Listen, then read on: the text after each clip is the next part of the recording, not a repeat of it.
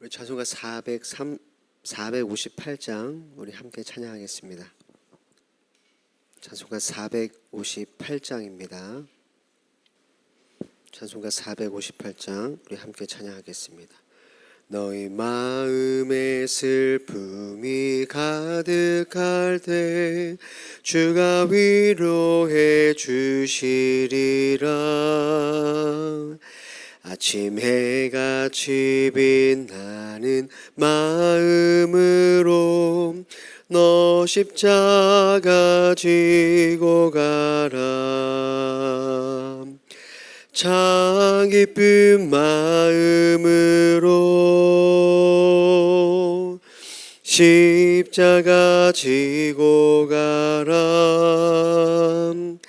내가 기쁘게 십자가 지고 가면 슬픈 마음이 위로받네. 때를 따라서 주시는 은혜로서 가란 심령의 힘을 얻고 주가 언약한 말씀을 기억하고 너 십자가 지고 가라.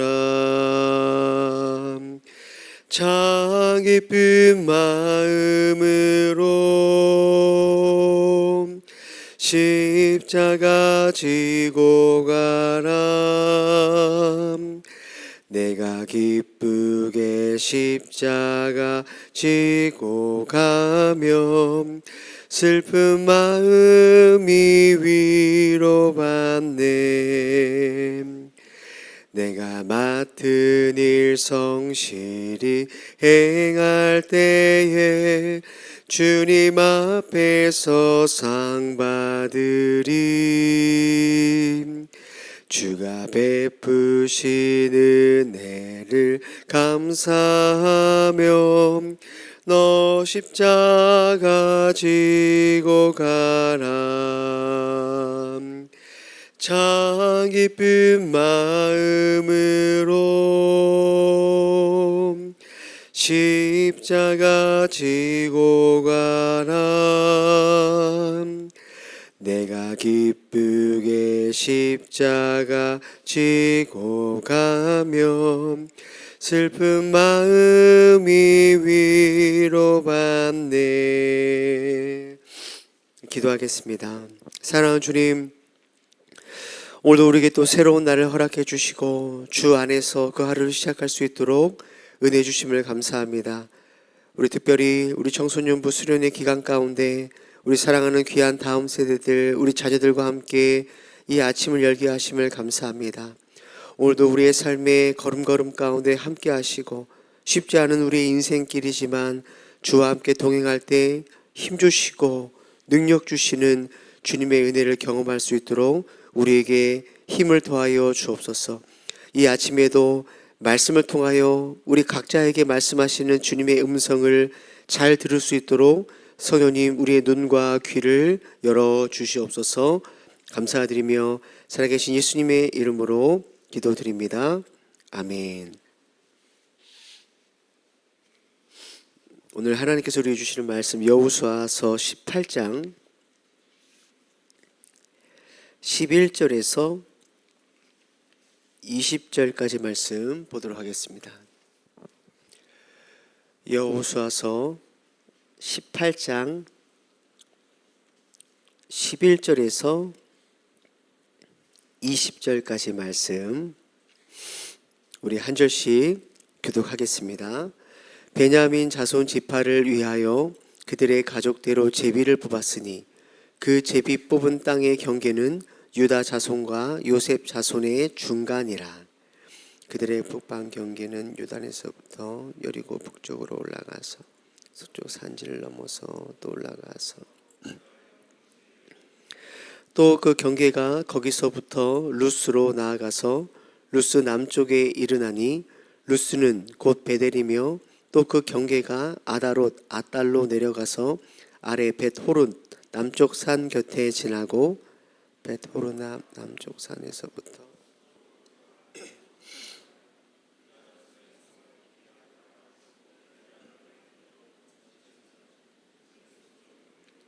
남쪽 경계는 기럇 여아림 끝에서부터 서쪽으로 나아가 넵도와 물 근원에 이르고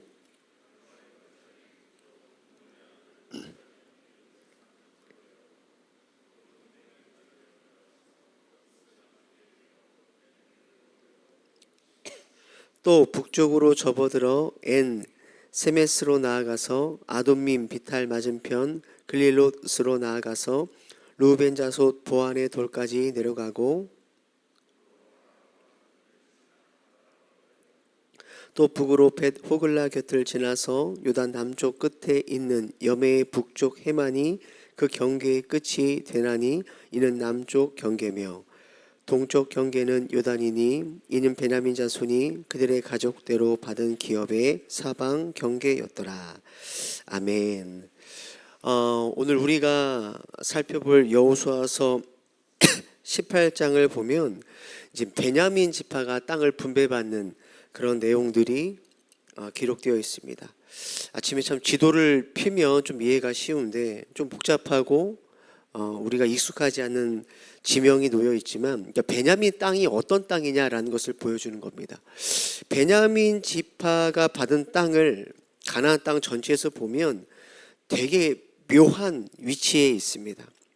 왜냐하면 북쪽으로는 되게 강한 요셉 지파, 그러니까 에브라임과 므낫세 지파가 북쪽에 있었고 바로 붙어서 남쪽에는 가장 큰 지파였던 유다 지파가 자리 잡고 있었죠. 근데 베냐민은 바로 강한 두 지파 사이에 아주 조그만 땅을 이제 기업으로 받은 거죠.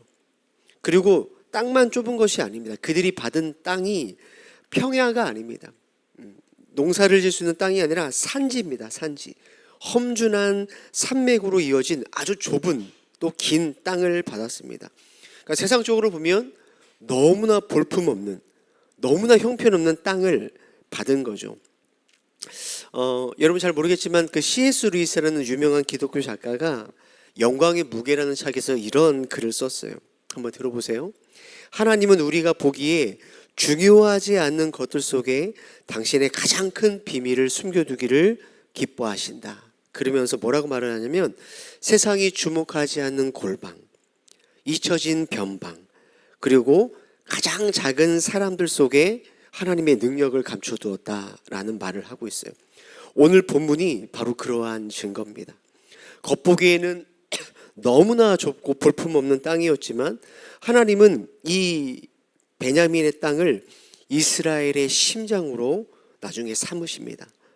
베냐민 땅에는 여리고라는 곳이 있었고요. 야곱이 하나님을 만난 베델이 있었고요. 더 중요한 것은 하나님이 성전이 세워질 예루살렘이 바로 베냐민 땅에 포함되어 있었다라는 거예요.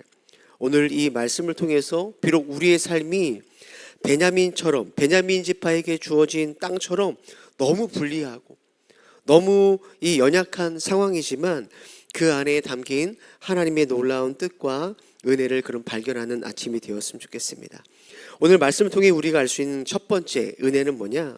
하나님의 선택은 조건이 아니라 은혜에 있다라는 거예요. 여러분 오늘 본문 11절 말씀을 함께 볼까요? 다시 한번 11절 말씀을 한번 읽어보겠습니다. 시작.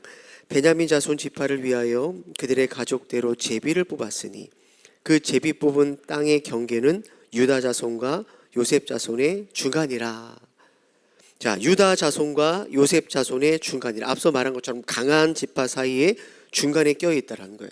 그런데 여러분 오늘 베냐민 지파가 어떻게 땅을 뽑죠? 어떻게 땅을 얻게 되죠? 제비를 뽑아서 땅을 분배받았다라는 거예요. 그러니까 지금 베냐민 지파가 땅을 받은 것은 그냥 우연히 일어난 것이 아니라 제비 뽑기를 통해서 누가요? 하나님께서 베냐민 지파에게 이 좁은 땅을 주신 거예요. 그러니까 사실 베냐민 입장에서 보면 하나님 이왕이면 다른 지파처럼 넓은 땅을 주시죠. 왜 이 좁은 땅을 주십니까? 사실 이렇게 충분히 불평할 수 있는 상황인데요. 그런데 이 안에는 정말로 하나님의 놀라운 은혜가 감추어져 있어요. 베냐민 지파의 땅은 앞서 우리가 읽은 말씀처럼 유다 자손과 요셉 자손 중간에 아주 끼어 있는 땅이었어요. 근데 이 베냐민 지파가 이 강한 두 지파 사이의 중간에 있음으로 해서 이스라엘이 남북으로 분열될 위기가 있을 때마다 베냐민이요, 그 중간에서 그 갈등을 잘 해소해주는 역할을 했어요. 그리고 나중에 이 이스라엘이 우상 숭배 때문에 정말로 북이스라엘과 남유다가 이렇게 분열되는, 나누어질 때 유일하게 유다 지파 곁에 남은 지파가 어떤 지파냐? 바로 베냐민 지파였다라는 거예요. 근데 이게 왜 중요한지 아십니까? 아까 베냐민 지파에 뭐가 있었다고 그랬죠? 예루살렘 성전. 예루살렘 성전이 위치해 있는 베냐민 지파가 남쪽의 유다 지파와 함께 있음으로 해서 뭐가 이루어졌냐면 하나님의 약속대로, 하나님의 말씀대로 유다 지파를 통해서 계속해서 다윗의 왕권이 유지되고, 결국 다윗의 가문을 통해 누가 오시죠? 예수님이 이 땅에 오시는 이 중요한 일에 누가 사용되느냐? 가장 좁은 땅, 가장 약한 베냐민 지파가 사용되었다라는 거예요. 그러니까 당시에는 왜 우리가 이 좁은 땅을 주세요? 하나님 왜 제법에서 우리가 이렇게 좁은 땅을 얻게 됐어요? 라고 생각할 수 있을지 모르겠지만 하나님은 놀라운 계획을 베냐민 지파 가운데 준비하고 있었다라는 거예요. 오늘 우리가 본문 말씀이 길어서 읽지 못했는데요, 베냐민 지파가 받은 땅 중에 28절 한번 볼까요? 28절에 보면 여부스가 있죠. 여부스, 곧 나중에 뭘로 불립니까? 그것이 예루살렘으로 불리게 됐다라는 거예요. 이스라엘의 중심, 예배의 중심, 가장 지파, 가장 형편없는 땅, 가장 좁은 땅에 하나님이 가장 주목하시는 예배 땅이 만들어졌다라는 거예요. 하나님은 비옥한 평화를 가진 에브라임에게 성전을 주지 않으셨어요. 넓은 영토를 가진 므낫세에게 하나님의 성전을 주지 않았어요. 험하고 좁은 베냐민 땅, 그 산지에 하나님의 이름을 두실 그 처소를 준비하고 있었다는 거죠. 이것이 오늘 우리에게 주시는 메시지는 분명합니다. 하나님은 우리의 환경이 얼마나 화려한지, 얼마나 넓은 땅을 갖고 있는지, 우리가 얼마나 큰 능력을 갖고 있는지 그거 보지 않는다라는 거예요. 여러분이 얼마나 지식이 있고, 얼마나 경험이 있고, 얼마나 큰 재능이 있는지 이거 보지 않아요. 하나님 비록 오늘 우리의 삶이 베냐민 모습처럼, 베냐민 땅처럼 너무 초라해 보일지라도, 왜 다른 사람들은 저렇게 가졌는데 왜 난 이거밖에 못 가졌어요? 너무 초라해 보일지라도 하나님이 보는 건 뭡니까? 우리의 삶이 하나님이 거하실 처소인가, 하나님이 거하실 만한 곳인가, 거룩한 곳인가를 하나님은 주목하신다는 거예요. 세상적으로 보일 때 우리의 가정이 혹 척박해 보이십니까? 나의 일터가 너무나 초라해 보이십니까? 사실 하나님이 주목하시는, 하나님이 예배받으시는 예루살렘이 될 수 있다는 것을 우리는 기억해야 되는 거예요. 특별히 오늘 청소년부 수련회로 이 아침에 우리 친구들 이 몽롱한 상태에서 예배를 드리고 말씀을 듣고 있는데 이거 기억했으면 좋겠어요. 여러분의 가정이 다른 가정에 비교해 봤을 때 왜 우리는 이래? 엄마 아빠 왜 우리는 이거밖에 안 돼? 그런 마음 들 수도 있어요. 어쩌면 지금 여러분의 학업이 좀 잘하고 싶지만 다른 친구들보다 좀 뒤처질 수 있어요. 근데 여러분 그것 때문에 벌써 낙심하거나 주눅들 필요가 없다라는 거예요. 여러분의 지금 가장 작은 베냐민 같은 상황일지라도 누가 여러분을 주목하고 계세요? 하나님이 주목하고 계신다는 거예요. 여러분이 하나님이 예배받으시는 땅으로 여러분을 삼아주셨다는 거예요. 하나님께서 앞으로 여러분을 놀라운 영광 받으실 만한 땅으로 여러분을 만들어 가실 거라는 거예요. 오늘 잠도 깰 겸 우리 한번 이렇게 한번 따라해 볼까요? 원래는 새벽 예배 이렇게 안 하지만 한번 따라해 보겠습니다. 세상은 나를 조건으로 보지만 하나님은 나를 은혜로 봅니다. 맞습니다. 성도님들, 우리 학생들, 세상은 우리를 조건으로 보지만 하나님은 나를 은혜로 봅니다. 이러한 믿음을 가질 수 있는 우리 학생들, 우리 모든 성도님들 되기를 주의 이름으로 축복합니다. 또 한 가지 생각해 보고 싶은 것은, 그렇다면 오늘 우리가 말씀을 통해서 우리는 어떠한 삶을 살아갈 수 있을까라는 고민이죠. 그것은 바로 하나님이 오늘 우리를 베냐민과 같은, 베냐민 지파와 같은 자들로 우리를 부르셨다는 거예요. 무슨 말일까요? 앞서 말씀드렸지만 베냐민 지파의 땅이 힘이 있는 요셉 지파와 유다 지파 사이에 끼어 있었다라고 했죠. 그런데 그 베냐민 지파는 이 두 사이를 화평케 하는 연결고리의 역할을 했다라는 거예요. 여러분, 우리 역시 이 세상에 그러한 자들로 부름을 받았다는 것을 기억해야 됩니다. 마태복음 5장 9절에 보면 예수님께서 이렇게 말씀하셨어요. 화평하게 하는 자는 복이 있나니 그들이 하나님의 아들이라 일컬음을 받을 것이요. 예수님께서 오늘 우리들을 뭘로 부르셨을까요? 화평케 하는 자들로 우리를 부르셨다라는 거예요. 저와 여러분들이 살아가는 그 삶의 자리에서 우리를 베냐민 제파 같은 자들을 부르셨어요. 여러분, 조금만 눈을 들어서 이 세상을 한번 보십시오. 직장에서도 학교에서도 얼마나 많은 갈등이 있습니까? 여러분, 그 갈등 속에서 우리의 역할이 무엇일까요? 갈등을 부추기는 자들이 아니라 그리스도인의 역할은 갈등을 봉합하는 자들이라는 거예요. 그런데 너무나 미안하게도 안타깝게도 오늘날 교회가 어떠한 모습을 보이고 있나요?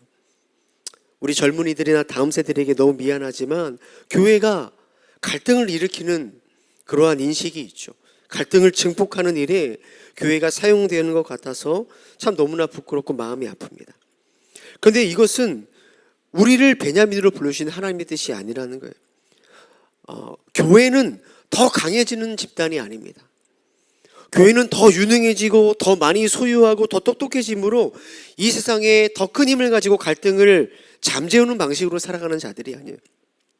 세상보다 약하지만, 세상이 보기에는 별 볼일 없는 것 같지만 교회가 있는 곳에서는 우리가 힘이 있어서 갈등을 잠재우는 것이 아니라 우리가 있기 때문에, 교회가 있기 때문에 화평케 하는 그런 능력이 우리 가운데 나타난다는 거예요. 왜 그럴까요? 우리는 아무런 힘도 없는데, 아무런 힘도 없는 교회가 우리가 있는 곳에서 왜 갈등이 잦아들고 화평케 되는 일이 우리를 통해서 일어날까? 간단합니다.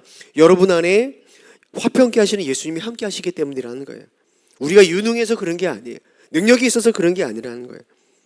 특별히 우리 사랑하는 우리 청소년들, 여러분 때문에 여러분의 가정이 화평케 될 수 있다는 것을 기억해야 돼요. 여러분 때문에 갈등이 있는 친구 사이가 화평케 될 수 있어요. 우리는 이 세상에 화평케 하는 자로 부름을 받았다는 것을 우리는 기억해야 합니다. 하나님 오늘도 우리를 통해서 우리의 가정과 또 우리의 일터와 우리의 학교와 또 우리 동행교회가 화평케 되기를 원하시죠. 나를 통해 우리의 집이 웃고요, 나를 통해 우리 반이 웃고요, 나를 통해 우리 일터가 웃을 수 있는 거예요. 나 때문에, 여러분, 나 때문에 그 시끄러웠던 공동체가 웃을 수 있다는 거예요. 하나님은 그러한 통로로 우리를 삼아 주셨다라는 거죠. 오늘 이 아침에 이렇게 우리가 좀 깨달았으면 좋겠어요. 우리가 정말로 이 세상 가운데 그러한 화평한 자로 부름을 받았다라는 이 사실을 깨닫고 오늘도 여러분의 삶의 자리에서 그렇게 화평케 하는 그런 주님의 은혜가 있기를 주님의 이름으로 축복합니다. 기도하겠습니다. 하나님, 우리는 베냐민처럼 작고 부족합니다. 하지만 우리 안에 계신 예수님 때문에 우리가 화평케 하는 자로 설 줄 믿습니다. 조건이 아니라 은혜로 우리를 불러주셨사오니 이번 특별히 우리 청소년 수련회를 통해서 이번 한 주간의 삶이 또 하나님이 기뻐하시는 예배의 처소가 되게 하여 주옵소서. 또한 우리가 살아가는 그 삶의 자리가 베냐민처럼 작고 부족하더라도 하나님께서 은혜로 주신 자리임을 믿고 그 자리에서 하나님을 예배하고 하나님이 주목하시는 삶을 살아갈 수 있는 힘과 믿음을 허락해 주옵소서. 사랑하는 주님, 우리 사랑하는 귀한 다음 세대들이 주님 안에서 이 세상을 살아가는 그런 복된 삶이 되도록 은혜를 더하여 주옵소서. 특별히 내일 수련회를 마치는 시간까지 아무런 사고 없이 은혜의 시간이 되도록 성령님 끝까지 붙들어 주시옵소서. 감사드리며 살아계신 예수님의 이름으로 기도드립니다. 아멘. 하늘에 계신 우리 아버지여, 이름이 거룩히 여김을 받으시오며 나라가 임하옵시며 뜻이 하늘에서 이룬 것 같이 땅에서도 이루어지이다. 오늘날 우리에게 일용할 양식을 주옵시고 우리가 우리에게 죄 지은 자를 사하여 준 것 같이 우리의 죄를 사하여 주옵시고 우리를 시험에 들게 하지 마옵시고 다만 악에서 구하옵소서. 대개 나라와 권세와 영광이 아버지께 영원히 있사옵나이다. 아멘. 우리 말씀을 생각하며 한 두 가지 기도 제목으로 함께 기도했으면 좋겠습니다. 우리 함께 기도할 때 하나님, 세상은 자꾸 나를 다른 것과 비교해서 조건으로 평가하고자 하지만 나는 하나님 은혜 안에서 가장 소중한 존재임을 이 시간 고백합니다. 내가 처한 환경이 비록 좁고 척박한 베냐민 땅과 같을지라도 그곳에 하나님의 성전인 예루살렘이 세워질 것을 믿습니다. 나를 향한 하나님의 놀라운 계획을 신뢰하게 하시고 낙심하지 않게 하시고 오늘도 당당하게 살아갈 수 있는 믿음을 허락해 달라고 이렇게 기도했으면 좋겠습니다. 두 번째 기도 제목은 나를 우리 가정과 때로는 우리 학교와 나의 일터에 베냐민으로 불러주심을 감사합니다. 갈등이 있는 곳에서 똑같이 비난하고 화내는 자가 아니라 예수님의 평안을 전하는 화평케 하는 자로 나를 사용해 달라고, 나 때문에 우리의 가정과 일터가 웃는 그러한 은혜가 있게 해달라고 우리 기도해 주시고, 여러분 가지고 나오신, 특별히 우리 자녀들을 위해 기도해 주시고 가지고 나오신 기도 제목으로 기도하시다가 우리 자유롭게 돌아가도록 하겠습니다. 함께 기도하겠습니다. 주님 감사합니다. 오늘도 하나님 주님의 은혜로 우리는 살아갑니다. 특별히 하나님 우리 귀한 우리 믿음의 자녀들과 함께 예배했는데 아버지 하나님, 우리의 삶의 자리가 베냐민이 받은 그 땅처럼 때로는 초라하고 때로는 불공평하고 왜 우리에게 이것밖에 주지 않냐라는 그런 상황일지라도 그 안에 하나님의 분명한 은혜가 숨겨져 있음을 깨달아 알게 하여 주옵소서. 하나님 우리를 향하신 계획이 그 안에 숨겨져 있음을 깨닫게 하여 주옵소서. 그리하여 원망하고 불평하고 다른 사람들과 하나님 경쟁하는 삶이 아니라 주어진 삶의 자리에서 이 믿음과 하나님 경주를 잘 감당할 수 있는 귀한 우리의 삶이 될 수 있도록 주여 도와주옵소서. 우리 사랑하는 가정들을 지켜주시고 일터를 지켜주시고 우리 사랑하는 교회 공동체를 지켜주시고 무엇보다도 우리 사랑하는 귀한 자녀들의 삶에 하나님 주님께서 함께 하셔서 하나님 비교하고 조건을 따지는 이 세상 가운데 하나님께서 주어진 그 삶의 자리에서 묵묵히 자기의 주어진 삶을 성실하게 살아가는 그런 귀한 믿음의 자녀들 될 수 있도록 도와주옵소서. 하나님이 주목하시는 예배가 되는 삶, 하나님이 주목하시는 그러한 인생, 하나님 그러한 삶이 될 수 있도록 우리 사랑하는 귀한 자녀들을 붙들어 주옵소서. 하나님 동행교회를 기억해 주십시오. 작고 베냐민과 같은, 베냐민이 받은 땅처럼 초라하고 좁은 그런 연약한 교회이지만 하나님이 주목하는 교회, 하나님의 성전이 세워지는 교회, 하나님 이 땅 가운데 이 불안한 이 세상 가운데 하나님의 화평을 전달할 수 있는 그런 동행교회로 설 수 있도록 은혜를 내려 주옵소서. 우리 동행교회 성도들 한 사람 한 사람을 주의 거룩한 하나님의 공동체로 부르셨사오니 우리 사랑하는 성도들이 있는 그 가정에 화평이 있게 하여 주시고 그 일터 가운데 하나님이 붙드시는 은혜가 있게 하여 주시고 그 성도들이 거하는 그 곳마다 하나님이 예배하는 하나님의 예루살렘 성전이 될 수 있도록 인도하여 주옵소서. 우리 사랑하는 귀한 장로님들, 우리 안수 집사님들, 우리 권사님들, 우리 모든 집사님들, 그분들이 있는 곳곳마다 하나님 불협이 끝나고 갈등이 끊어지고 우리가 연약하지만 우리 안에 계신 그 강하신 예수 그리스도 때문에 평안함이 걷되는 그런 복된 삶 살아갈 수 있도록 은혜를 더하여 주옵소서. 오늘도 이 아침에 여러 가지 기도 제목을 갖고 올라왔습니다. 기도하는 기도 제목마다 하나님 응답하여 주시고 주님 오늘도 주님 바라보는 복된 하루 살아갈 수 있도록 은혜를 내려 주옵소서.